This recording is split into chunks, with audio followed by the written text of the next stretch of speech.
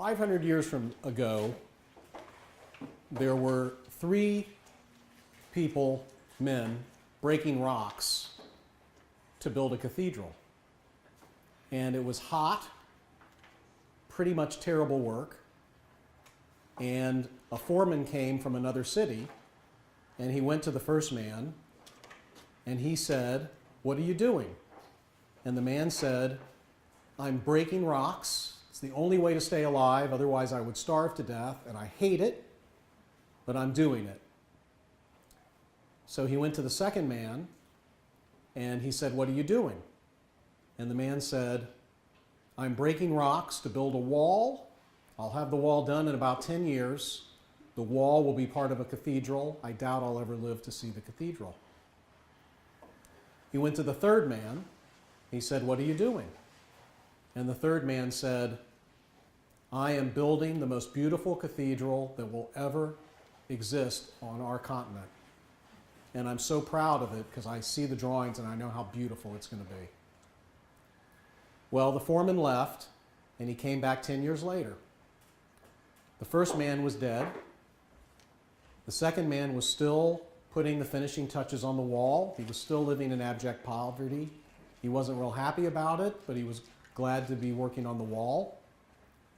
And the third man had become an architect and was designing an even better cathedral 100 miles north. So the question is, what are you doing today? And what are you going to be doing in your career? Because you could be the first man who hated what he was doing and didn't have a bigger dream. You could be the second man who had enough of a picture of the universe that he was at least able to stay alive. Or you could be the third man who was thriving on all that. And when I meet with a physician client, whether old or young, I can see which of those people it is. Which of those people have just developed the love of it, that the rock breaking is part of the beauty of the situation. So, and that is a story told by one of the best business professors who ever lived, a man named Peter Drucker. Peter Drucker wrote about 35 textbooks on business, and to be honest, nobody is sure that anything new has ever happened since what Peter Drucker did back in the 1940s and the 1950s.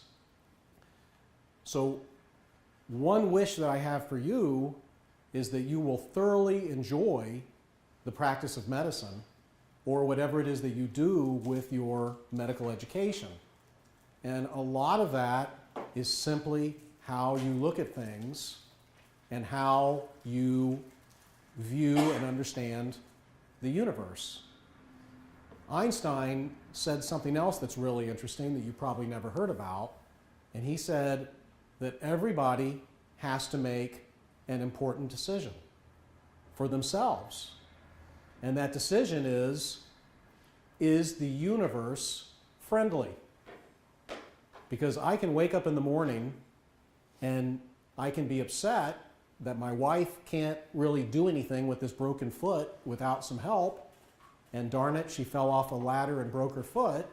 Or I can be really happy that she's alive and doesn't have a broken neck, and that her foot is going to at least recuperate to a reasonable degree.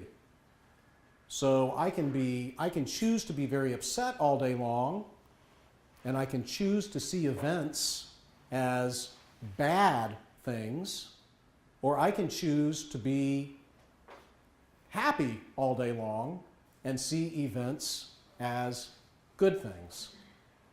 So if you can learn to change how you think to make your life experience and the quality of your life experience as positive and as enjoyable as possible, you will be a much better and much more effective professional.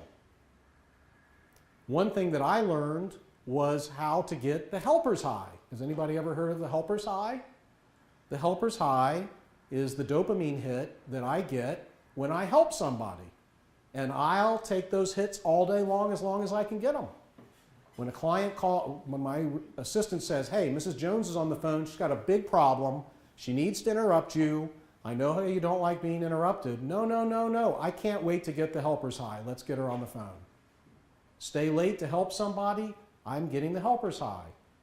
What are some of my colleagues doing? They just moan and groan and complain all day long. So I'm building rocks to make a cathedral of my profession and my life.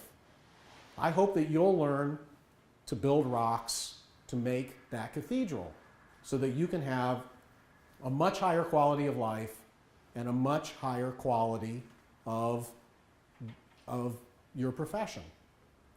How do we do that? Well, one thing we do is we set goals. Another thing we do is we see where we are with things. We look at things almost from a third-person point of view, understanding that these thoughts you have coming through your mind are not all originated consciously, not all originated by you. Just watch them happen. Watch what you're doing, understand what you're doing from a different level, and be excited about it, right? Be happy about it.